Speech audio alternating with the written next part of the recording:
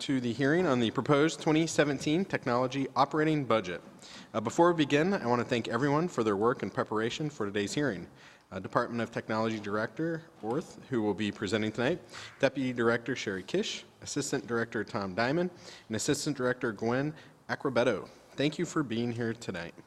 I'd also like to thank members of the public for taking the time to come down to City Hall and those tuning in from home to learn more about this process. I do wish to remind those members of the public who wish to speak to please fill out a speaker slip before the public testimony portion of the hearing. The purpose of the hearing is to review and comment on the proposed 2017 technology operating budget, which is available online at www.columbus.gov/finance. This hearing will be available to the public on the columbus.gov YouTube channel and is currently streaming live online on the CTV website and broadcasting on Time Warner and WOW on Channel 3 and AT&T UVerse on Channel 99. Director Orth, you ready? I am, sir. All right, I will turn over the proceedings to you. When you're ready to begin. Good evening, sir. Thank you, Chairman Cinziano, for allowing us to present our 2017 general fund budget to you and the public. You know, while the Department of Technology is a small portion of the city's overall budget, we play an important and vital role in working with all the departments of the city to provide services to the citizens of Columbus and Central Ohio. Our goals align with the mayor's goals of serving our community, strengthening neighborhoods, whether that be through support of public safety or enabling streets to be plowed or helping to educate children, and much, much more. So from that point of view, it's always exciting to share information with council and the public about our department. So I thought I'd start tonight giving an overview of the department and to let the public know all the great work our department does and how we support the city departments and the public.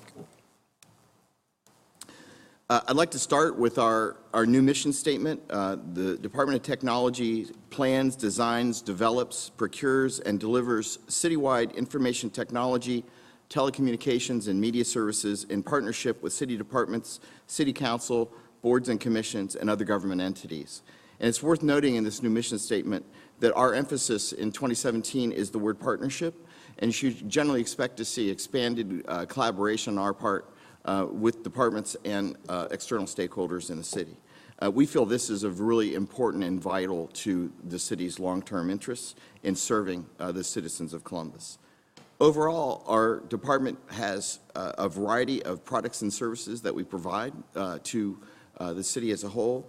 This includes 12 essential services such as networking. We run a high-speed data network for the city, telecommunications, things like telephones, application programming services, desktop computers, laptops support across the city, IT security, which is always an important emphasis, our GIS, or our Geographic Information System, and CTV, the TV station that is broadcasting these proceedings right now. We also run 6 enterprise applications that are used across the city and used by all city departments. Examples of those applications includes things like our payroll system, the GIS platform that I just mentioned, our 311 call center that citizens use to obtain support and to receive city services across the entire city government, PRISM, and Performance, among others. In addition to these enterprise applications, we also provide 54 major line of business applications that are used by various departments, in addition to certain technology services that we provide to external entities, such as the Franklin County Board of Commissioners. We also operate all these applications in 2 hosted data centers. Probably the most visible thing that we do for the city's employees and staff across city government are the computers and phones that we provide. And we're responsible for the procurement, deployment, and support of over 10,000 network devices that include desktop computers, tablets, telephones, printers, and mobile devices. Those things are all connected together over the city's extensive fiber network. Our 2017 budget request includes up to $1 million in funding that will be used for the replacement of aging desktop and notebook computers in the city's computer fleet. As I mentioned earlier, we provide a variety of applications to the city, both those line of business and those enterprise applications. Long before Apple and Google popularized apps on smartphones, the Department of Technology was creating internal applications or applications for the apps or applications for the city. Our application teams develop and provide ongoing operational support of several enterprise applications used by the city, including the Columbus Utilities Billing System, or CUBS, as I mentioned earlier, 311, the BZS Building Permit System, and most recently, the Columbus Legislative Agent Registration and Campaign Finance Database for City Council. A major emphasis for our department in 2017 will be what we call a portfolio review of the city's application inventory.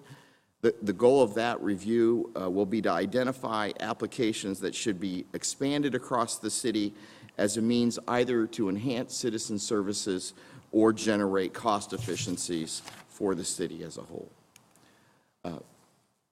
As I mentioned earlier, we broadcast on Columbus Television. That service is housed by the Department of Technology here at City Hall. Our goal with CTV is providing access to local government information. It runs 24 hours a day, 7 days a week as a cable channel that provides local government news and information to cable and also online subscribers. In 2015, CTV produced close to 300 hours of on-air programming, including meetings of Columbus City Council like this and the Franklin County Board of Commissioners. This televised service joins its sister stations, the Educational Access Channel and the Community Bulletin Board, to keep citizens connected to local government. I don't mean to interrupt, but I do have a couple questions, and CTV is one of them. Just curious, when I started earlier this year, one of the first inquiries I had was about CTV, and in particular public access television. Other municipalities have it, a lot don't as well. Just curious your thoughts on public access television via CTV. What would be involved in reviving that? Do you think that's a wise investment? And do you see public access television as being something that would be in high demand? I know you and I are both new. There have been previous discussions. It existed once, didn't exist now, and just trying to feel out going forward what would be the best use of taxpayers' dollars in this investment. Chairman Cinciano, that's a very good question, and certainly the role of CTV goes back to cable television charter that was from 1984. As you mentioned, long before you and I being here. Certainly see the public news channel and the educational component and the bulletin board being a vital, important part going forward. Having said that, a lot's changed since 1984 with regard to technology. In particular, smartphones and the internet were really not around in 1984, and more citizens are utilizing laptops, smartphones, home computers as really their primary means for obtaining and receiving all kinds of information, including video information.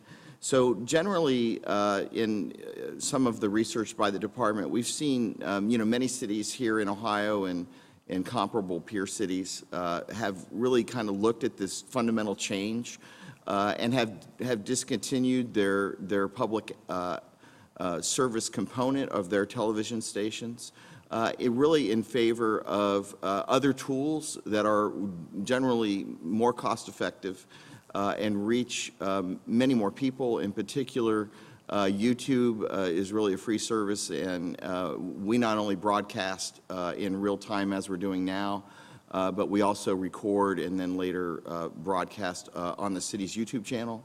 And then there are also webinar and webcasting tools that are generally available that would allow for real-time broadcasting over the internet. We do stream, for example, on the City of Columbus website. So these tools, which would reach tablets and cell phones and personal computers in homes, are something we would generally recommend that our community use as a tool rather than public access, because they're more cost efficient and will reach more people. Appreciate that explanation. I have no other questions right now on CTV. So. Thank you.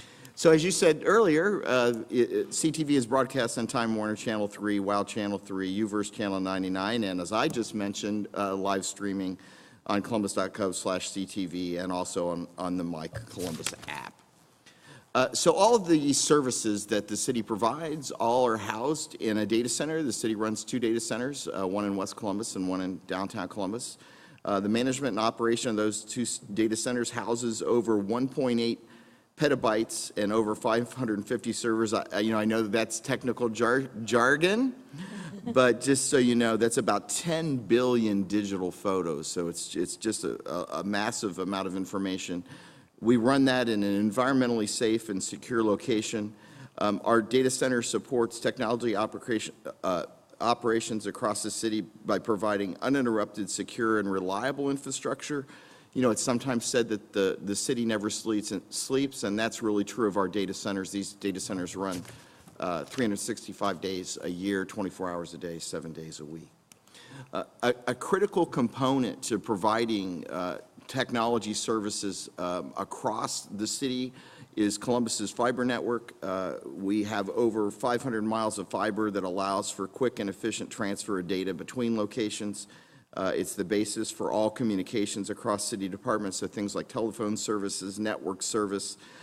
It serves as the backbone for our transportation management system and other critical functions like cameras at intersections. All are enabled by our fiber network. And while I would just say it's purely anecdotal on my part, being new to the city, I believe that the Columbus Fiber Program is one of the most robust of its kind among urban cities in the nation, and it's created a lot of opportunities for the city of Columbus, both economically for our residents, but also as a means to lower our information technology costs for city government. Again, I don't mean to interrupt. I do think with 2 infants, I may have been close to amassing 1.8 petabytes of photos on my smartphone alone, but I digress. In terms of citywide fiber, it is something I've been asked a lot about. It comes up often, and just curious, when you mention enhancing economic development opportunities, what the department's doing or planning to doing to continue to market that infrastructure. I know it's very competitive, not only in our region, but across the country. Chair Stinziano, thank you for that question. As I mentioned, the city was very much forward-looking with regard to its fiber investments, and while I don't know the exact date, it goes back well over a decade, and the city could have easily had just invested in a couple fiber strands just to serve its own needs, but when you tear up roads and place those in conduits below roads and in aerial arterways on poles, it made sense to build extra capacity. And those additional fibers represent an opportunity for local partners, anchor institutions, museums, universities, and businesses here in Central Ohio to leverage those investments for their own uses. And so in 2015, the city selected, through a selection process, entered into a partnership with Connected Nation Exchange. They are a private marketing and sales organization that represents the city, and we began that work really in earnest in 2016. They are essentially marketing our excess fiber capacity on the city's behalf to a variety of constituents here in Central Ohio. The city held its first broadband community forum in the fall of this year. We had approximately 80 to 100 potential customer participants in that first community forum. And since that time, CNX has been very actively engaged in ongoing conversations with regard to the city's fiber network. It extends all over Franklin County and frankly outside of Franklin County. And obviously various customers have different business needs with regard to where they want to connect across the county. While I can't tell you the specific names of the customers because, we are competing with other providers, I can tell you that there's well over 100 opportunities that are under active that CNX is under active engagement with, and that they range from a variety of different types of organizations that include both the anchor institutions, the museums, hospitals, Also organizations that have a large facilities footprint here in Central Ohio and have facilities across the county and across the region. It's an opportunity for them to connect those locations. There's also, I wouldn't call them startups, but they are smaller broadband service providers that are going into residential multi-dwelling homes, apartments, condominiums, and office buildings, and providing high-speed internet services. So all those things help to connect our citizens across the county, either for educational or information purposes, but also potentially as a cost savings in running their businesses. And of course, the city will continue to invest in fiber. We're continuing to do so in our capital budget. We'll be adding 100 miles of fiber in 2017. And our emphasis as a city in 2017 will, beyond expanding for the purposes we just described, will be for body-worn camera purposes. We're getting fiber to all the remaining police substations in the city to enable that project.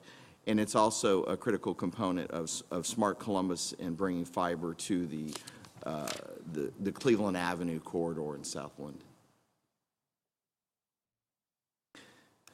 One of the most visible things that we do for the city is the columbus.gov website. It remains a vital tool for the city in providing information about the city to citizens. And as with any website, it's as good as it is current. And so a major emphasis for the city working with all the departments is keeping the site current, and it's constantly changing. And it's probably important to emphasize that while we have the columbus.gov website, I'll talk here in a minute about the My Columbus app.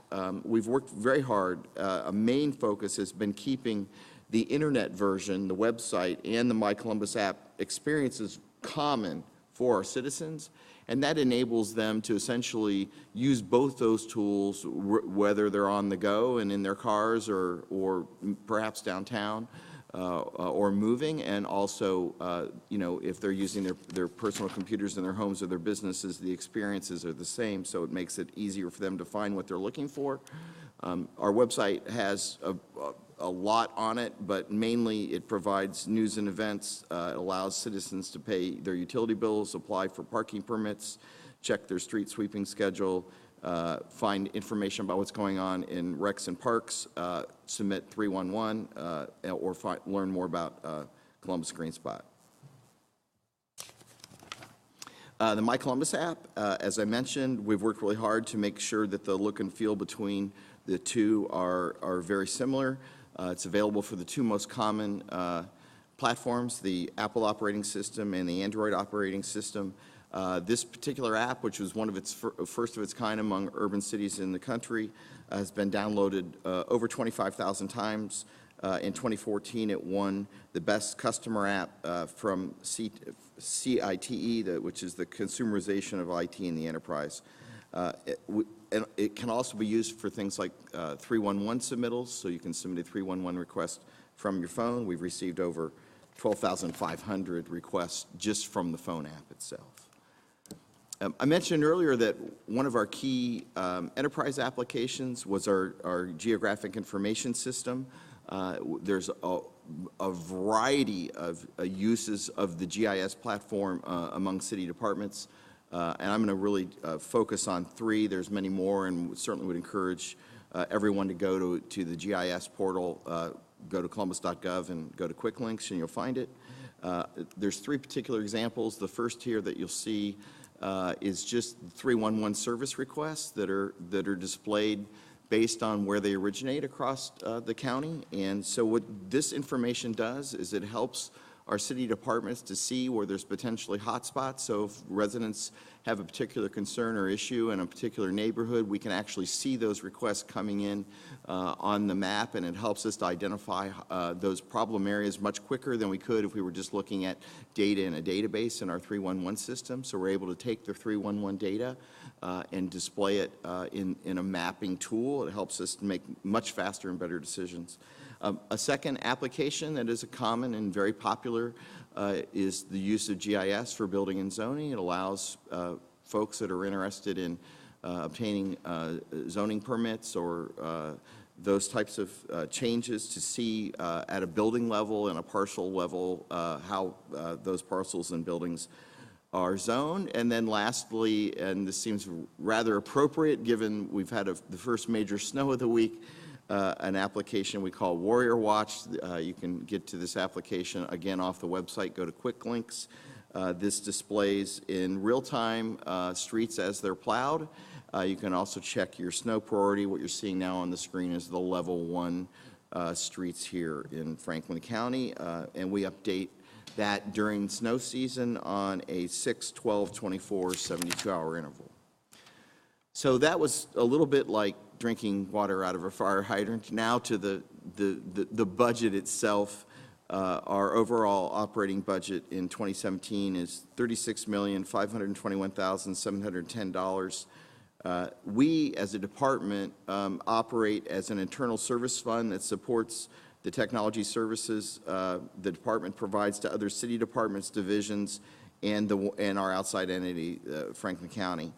In addition to receiving $18,755,372, or 51% from the general fund for those departments, we also have a technology services fund that we expect that we receive from the departments themselves, which we expect to be $17,766,388, or 49% of its budget in 2017. That overall budget comprises of 158 FTEs, of which 156 are full-time, 2 are part-time, and that reflects 4.3% vacancy credit, equating to 7 full-time positions. Just a real quick breakdown of the $7,681,764, the director's office and the direct charge budget, or $5,606,497. 15% is the direct charge budget, wherein the department pays certain technology costs on behalf of the other departments. Both general and other fund charges are charged back on a dollar-for-dollar basis. The department's indirect charge budget totals $30,915,213, or 85%. It is comprised of the director's office administration budget and the Information Services Division budget, where the department charges departments based on an allocation of the utilized technology services that they consume, such as application maintenance, email, messaging, project management, using a total rate model that has been in place now for about 7 years. The department's technology services are billed back to other departments via direct or indirect service charges, and revenue is essentially collected in a cost recovery model. So there you have it. Thank you for the opportunity to be here, and certainly always appreciate the opportunity to talk about what we're doing for the city, and certainly be happy to address any questions that you have at this time. I do have a few more questions, but hope you enjoyed that experience of reading out numbers like I get to do on Mondays, and always enjoy the quirky rounding errors, or not errors, but rounding that occurs. One thing unique, and I really appreciated as a new member getting to meet the department, the staff across the board, the different areas, and with technology in this profession in general, this department might be the one where staying current of trends and industry needs is most important. What does the department do to help staff maintain the skills they need to manage the evolving technology? And I know you mentioned the GIS mapping. That was one on the tour I saw in the beta phase, but takes substantial skill to kind of get where I imagine that staff started to what I'm being told is a very hot application or feature. So just curious how you kind of keep that training going, or staff are able to stay on top of trends. Chairman Stenziano, first of all, I just want to say thank you for asking that question and really recognizing that one of the challenges we have in IT is that it's always changing. And so we kind of take all this stuff that we've been talking about here tonight and we combine it into a service, and then it changes. And so really maintaining the knowledge, skills, and abilities of our team is vital to providing those services over the long term. So thank you for asking that question. We do have a budget, and we always encourage our staff to utilize those financial resources, especially for the critical tools that we offer. So, for example, on the GIS tool, we have a vendor relationship like many cities do, and so that team is encouraged to participate in ongoing vendor training from those vendors. Oftentimes the application and the IT companies themselves have certification or training programs, so we generally encourage them to participate in those. We also sometimes participate in governmental training that's offered, particularly an emphasis in cybersecurity, which is always an issue, as you know. And so we utilize those opportunities here locally. I do want to let you know that we, being new like you, training and professional development is going to be a very important focus for our department in 2017, and so I think you'll see us put some emphasis in this. I would really like us to look very closely in really correlating those products and services with organizational development, and really identifying where there are some gaps, and then having a much more strategic focus from that point of view. So we'll be doing that in the first quarter of 2017. And then the other part of this, beyond the technology, that I think is worthy of noting, is that beyond the training for IT, we feel strongly that customer service and that notion of partnership and engagement is a vital part of what we do as a service provider. And so we are working with the citywide training team on bringing customer service training to the entire department in 2017. So, maybe that's a direction, but thank you again for asking that question. And I think you'll see more clarity around that as we move forward. You touched upon it briefly in the fiber network slide, but one thing in terms of the budget as a whole is the body cameras and that support and that funding. Could you elaborate a little bit more what the department's role with the body camera project will be and how that's reflected in the budget? Chairman Stenziano, thank you. Yes, I would say our role is as a support organization to public safety. And so their focus is primarily on the engagement with the officers that will be using the cameras, deploying the cameras, the policy around the cameras, the use of the cameras on a day-to-day operational basis. But behind the cameras that the officers will use, the video that is captured will be stored in the city's data center. And so that is a kind of a backwards facing. If you think about the cameras are citizen facing, the backwards facing, what we call the back end in IT, is where the videos get stored and managed. And that is really our component. And so just this week, as we're standing the project up, our team is working literally side by side with public safety in standing up the application environment, the video management system that manages the videos, the server and storage environment that houses those applications. Our other critical role is that fiber network, which allows what will happen. The officers will come into their station and they will take their camera off and plug it into a video array, just a box connected to a computer, and that video will be sent across the city's fiber network to our data center where it's secure and backed up and those types of things. So our role really is that back end and providing the data center, the servers, the storage, and the application environments, and working with them also from a project management point of view. I think it's worth noting that we are rolling, as a city, the project out in phases. This is phase one. There are many more phases to come, and as council well knows from our prior presentations, we will be rolling this out over a 2-year time period. And so our additional work with public safety has been assisting them from a project management point of view.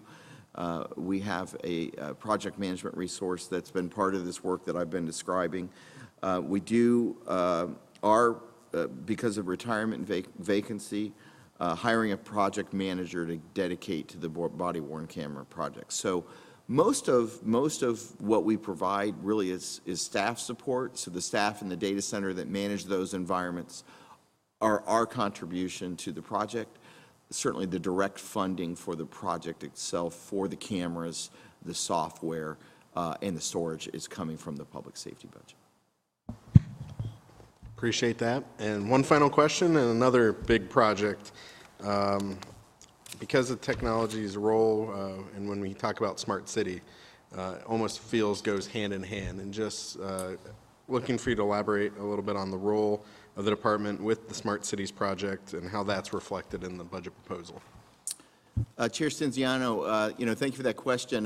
There's probably not a day that goes by at the Department of Technology where we are not collectively as an organization and a team working on the Smart Cities project. And while it is being managed by Public Services, our sister agency, we really are serving in a support role. After all, the program is very much focused on transportation, but many aspects of it are technology oriented. So without going into details around the project, there are essentially 15 individual projects within the program, and candidly, we have a role in virtually all of them. In particular, there are a couple that are more important from a technology point of view.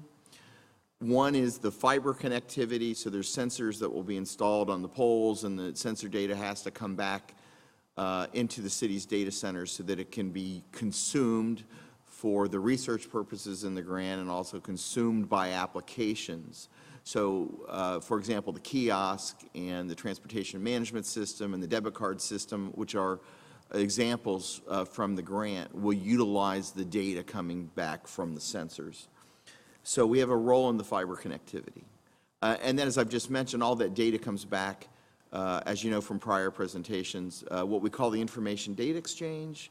I really think of it as an open data portal where all the data from the sensors and the systems will reside, and so we have a role in that. We're actually leading that work group in partnership with Public Service. And then lastly, we are also the working group chair for the applications, in particular the transportation application and the debit card system. So we right now have a team of about 9 people, which are all city staff that are working on a part-time basis on the program. We do expect that work to continue and frankly expand into 2017. And like the body-worn camera program, being that both these programs are important priorities for our city, we will be soon hiring a project manager in the process of reviewing resumes right now. So we'll be dedicating a full-time resource. Excellent. So I don't have any further questions. I have not received any speaker slips from any of the public that are here in attendance. So thank you again. I really appreciated the opportunity for the hearing and the work that your staff put together for that presentation. I'd also like to thank what have described themselves as the above-average staff of Matt Erickson, Stephanie Magus, Nancy Selly, and Kevin Coach McCain. Really appreciate the collaboration that everyone has had through this year, and looking forward as we continue our budget deliberations, any additional issues, questions, or funding that come up.